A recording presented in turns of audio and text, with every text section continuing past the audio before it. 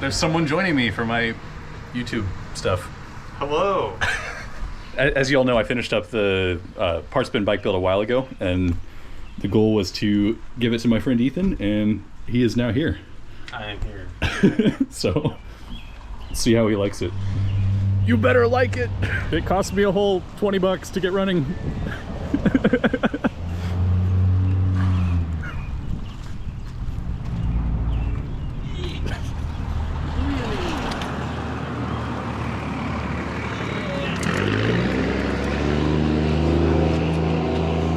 Bike, such good maximum excellency. This is my dad's.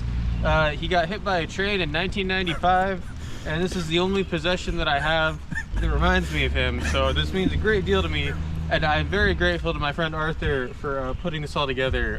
Like and subscribe, and stay tuned for more to come.